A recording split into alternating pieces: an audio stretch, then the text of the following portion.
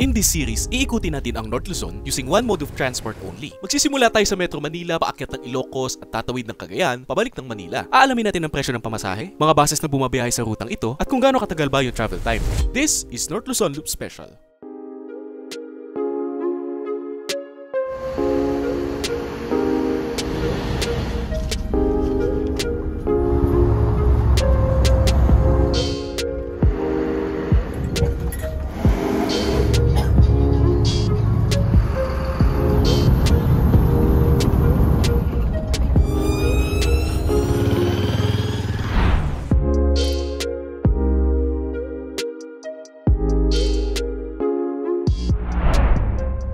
Hello everyone and welcome to the first part of our North Luzon Loop series. Nandito tayo ngayon sa Sampaloc, Manila para magbiyahe papuntang Ilocos Norte, which is our first destination for this whole series. Sasakyan natin ang isa sa mga kilalang bus company papuntang Ilocos region, ang Maria de Leon Transportation. So nagsimula ang Maria de Leon back in 1938 and it was founded by the late Maria de Leon de Maya. Sila ang pinakamatandang bus company na bumabiyahe sa Ilocos Norte Province na hanggang ngayon ay tuloy-tuloy pa rin sa pagsaserbisyo. At tonight, sasakyan natin ang super deluxe bus nila na aalis dito sa Manila ng 9 PM papuntang Lawag City. Madadaanan natin ang tatlong malalaking expressway sa Luzon, La Union Province, Ilocos Sur, hanggang sa marating natin ang Lawag City, Ilocos Norte.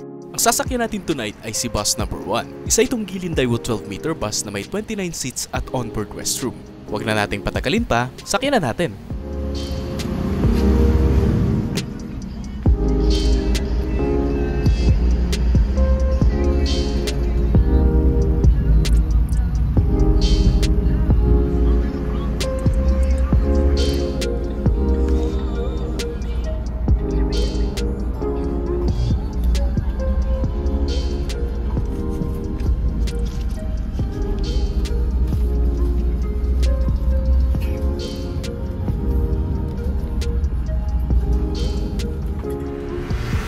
Ngayon about naman doon sa pasahe, as of June 2023, 1,100 pesos yung presyo ng one-way ticket sa super deluxe bus ng Maria de Leon.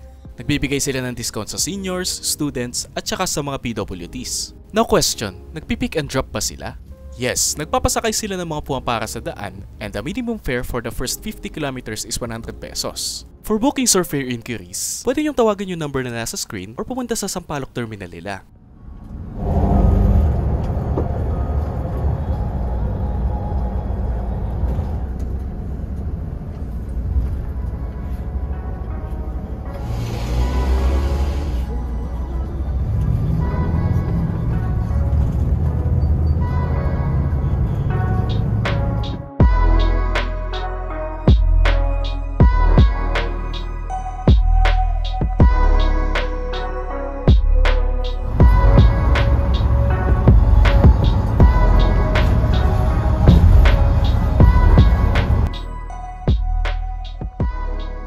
Dahil tatlong mahahabang expressway yung dadaanan natin papuntang Ilocos, I decided na magpahinga muna. At 11:42 PM, narating natin tong Rosario La Union na pinakadulo na ng T-Plex. Finally, natapos din yung napakahaba at nakaka-boring na expressway.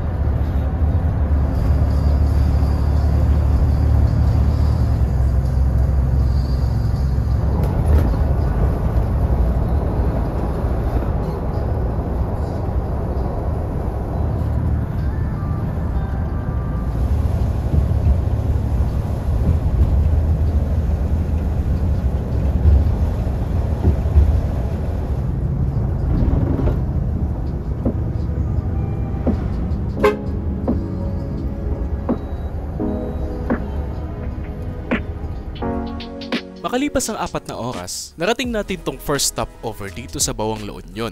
Now based sa mga nakikita kong post sa Facebook, matagal nang tumitigil dito ang mga buses ng Maria de Leon at dito nagpapalitan ang mga driver nila.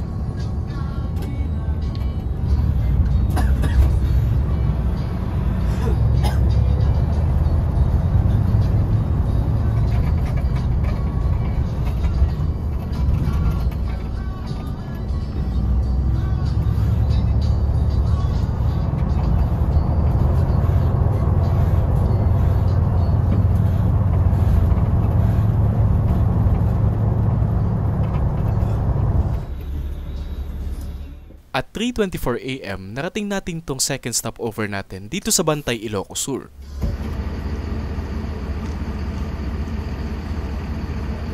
Popular ang stopover na ito sa mga Ilocano at mga matatagal nang sumasakay sa Maria de Leon dahil masarap daw yung tinitindang bibingka dito sa The Sisters. Now this stopover is different compared sa mga stopovers na nakikita natin sa South. As you can see, puro mga delicacies lang yung mga tinitinda dito. Kagaya ng Royal Bibingka, cassava cake, brownies at iba pa.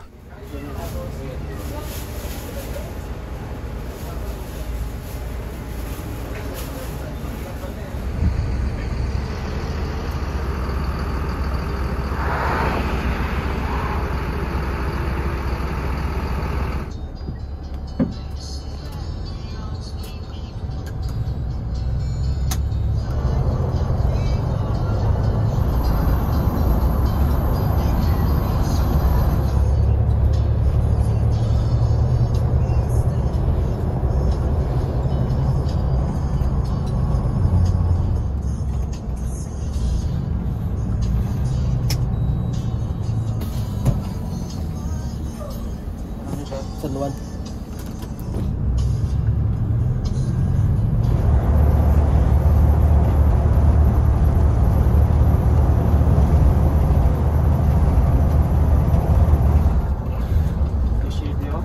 Kahit ko lang.